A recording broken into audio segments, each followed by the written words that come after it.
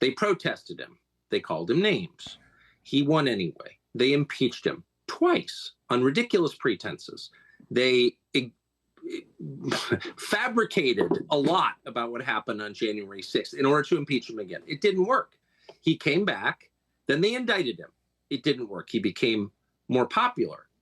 Then they indicted him 3 more times, and every single time his popularity rose. So if you begin with criticism, then you go to protest, then you go to impeachment, now you go to indictment, and none of them work, what's next?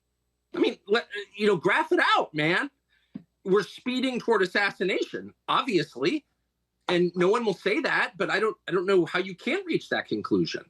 You know what I mean? Like, they have decided, permanent Washington, both parties have decided that there's something about Trump that's so threatening to them, they just can't have him. I mean, they're putting him on trial in March of next year in the J6 case, which basically consists of trying to send him to prison for the rest of his life for complaining about the last election. That's literally what it is. Again, if this were happening in Moldova, the State Department would issue an all-hands-on-deck order to let the world know this is not a legitimate government. And yet our government is doing it. It's like it's hard to overstate how bad this is. And I don't know where it's going, but there's a collision that's clearly imminent. And by the way, the president is senile in a way that's impossible to deny. Biden's not running the government, so like, I don't know. I've never been this worried about anything as I am about where this is going. What's your take on a Wolf Blitzer type? Because whenever I take a close look at his history. Actually, I'm always like, why would he do this? Why would he say a bunch of stuff he doesn't believe or he must know is untrue? Like, what? He sat there as this sort of elder statesman of news and just sort of lied right through COVID and many other subjects. Why would he do that? Why would he do it to his legacy? I worked with Wolf for years, never had a problem with him. It was always nice. No one wants to hear it, and I'm sure most people won't believe it, but I can tell you, having lived it for many years, it's true. The intel agencies have a big effect on what is broadcast on television and what you see on Facebook and Google as well. I mean, they're all up and down Facebook and Google, as I'm sure you know.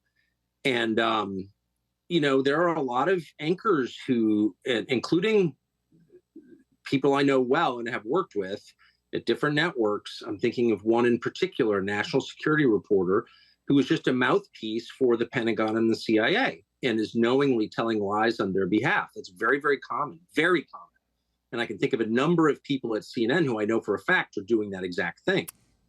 And so, I mean, they're reading government propaganda from the intel agencies knowingly. And I'm sure they've got some internal rationale that allows them to get up in the morning and face themselves despite having done something that dishonest.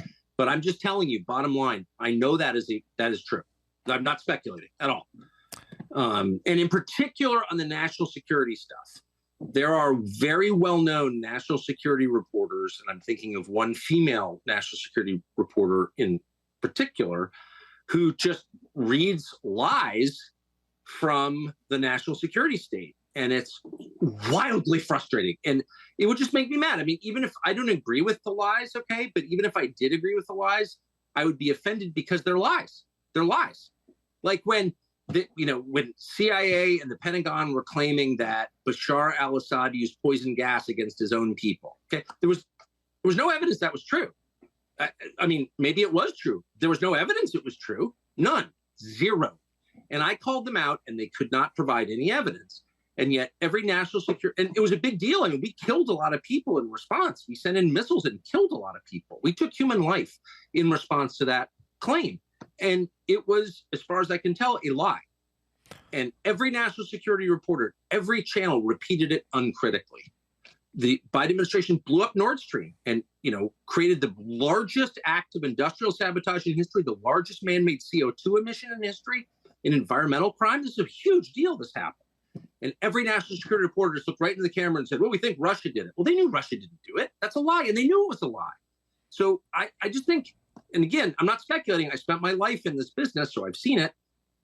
People underestimate the degree to which the people sitting on the news, possibly even Wolf Blitzer, are repeating talking points from the intel agencies and doing it on purpose. It's scary, man. Really scary. Adam Carolla asked Tucker, what he thinks Biden is ultimately going to do with Russia. Here's my view of it. I think the lies are unsustainable. Lying is always unsustainable. You're always found out in the end, whether in your lifetime or posthumously. But lies are always revealed by their nature. And these lies are so big and so obvious and so stupid that it's going to be very clear to the majority of voters before the election that the Biden administration has no idea what it's doing, that Joe Biden is not running the government, and that it's not working at all. And I think by that point, we're going to have a real economic contraction. I think we're going to be in the teeth of a very tough recession, and that makes everything much more intense. And so if your goal is to maintain power, and if you think once you relinquish power, the problem with criminalizing politics is the people who do it imagine or know that it will be done to them. So once you start indicting your political opponents, you know that you have to win or else they're going to indict you if they win, right? Right. And so they can't lose. They will do anything to win. So how do they do that? They're not going to do COVID again. I know everyone on the right's afraid they're going to do COVID and mask mandate. They're not going to do that. They can't do that. If they've already been exposed, that won't work. There's going to be no. What are they going to do? They're going to go to war with Russia. Is what they're going to do. There will be a hot war between the United States and Russia in the next year. And really? Yes, of course. They want it anyway. I don't think we'll win it, but that's a separate analysis. But I think as a political matter, they need to declare war footing in order to assume war powers in order to win. I believe that. And I think the evidence suggests that's true. So if you're worried about our politics getting even more vicious than it already is, and people being hurt in our politics, which is entirely possible, you should be worried about the prospect of an open war. We're already at war with Russia, of course. We're funding their enemies. So we're fighting Russia. But I mean, an open battle with Russia where we say we're at war with Russia. I think that could easily happen. I think we could Tonkin Gulf our way into it, where all of a sudden missiles land in Poland. The Russians did it. Our NATO allies been attacked. We're going to war. I could see that happening very easily. So if you're worried about that, you need to put as much pressure as you possibly can on the Republican-held Senate to force a peace, which can be done. The United States could force a peace in Ukraine tonight. We're funding one side. There is no Ukrainian army outside of NATO. If NATO withdrew its support for Ukraine, Ukraine would crumble in a day. So we are the only power in the world that can bring both sides to the table to force a peace, which will be unsatisfactory as all forced peaces are. Like each side will give more than it wants, but that's the only option. Otherwise, I would bet my house on it. We are going to war with Russia. And of course, the stakes are everything, our life on the planet. I mean, these are the two biggest nuclear arsenals in the world facing off against each other. So this is insane. They're insane. These are people who think men can become women, who believe that face masks save you from COVID. I mean, these are not rational people. Would they go to war with Russia? Of course they would. Again, they want to anyway. And I don't know why Republicans don't get this at all, but they don't seem to get it. And meanwhile, Republican leaders, and Mitch McConnell's senile too, so I don't even blame him, but all the stupid Republican senators and McCarthy in the House, I mean, it's pathetic. These people are all on board with the war against Russia. Why?